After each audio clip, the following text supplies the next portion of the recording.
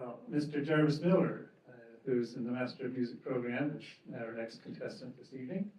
And he's going to speak to us on the adult's way of life, removing the mask, revealing the self. Good evening, everyone. Once again, my name is Jarvis Miller, and I am a Master's of Music major. My concentration, though, is choral conducting. And why is choral conducting relative to this topic?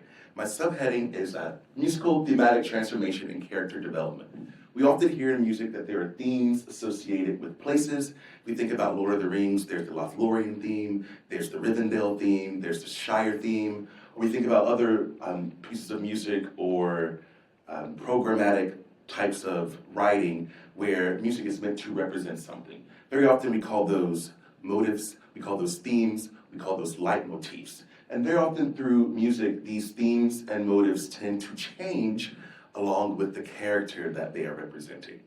So what about the two Ice Queens? Unfortunately, for those of you who are Marvel fans, I did not include Emma Frost in this list, but instead who we have is Princess Turandot from Puccini's last opera by the same title, Turandot, and we have General Olivier Armstrong from the anime Full Metal Alchemist Brotherhood. Each of these worlds is full of mysticism and societies where men are dominating the scene.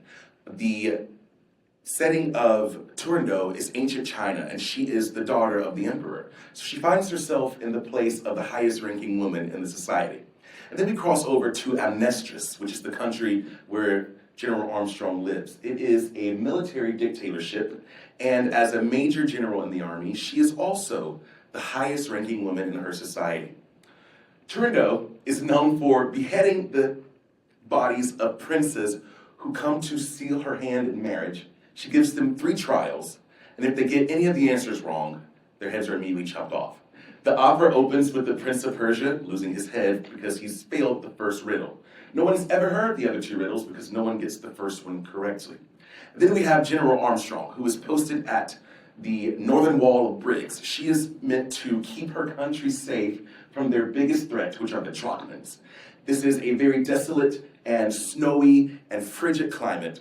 Only the best soldiers in the country are known to go here. We do not have men at the northern wall of Briggs, we have bears. And the commander of all these bears is none other than General Armstrong. What I thought was going to be a comparison of how they are alike, my research began to show that these 2 women are nothing alike. Turandot undergoes 3 major trials, as does General Armstrong. But by the end of it, we see that Turandot reveals herself to be soft, loving, and vulnerable. The same attributes that belong to General Armstrong. However, Turandot's music changes dramatically from her first entrance to her last, whereas General Armstrong's music is always the same throughout. And so it begs us to wonder, can a person really be themselves when we have ascribed a title to them? And both of these women show us that indeed, no matter what label you've been given, who you are is always on the inside of you. Thank you.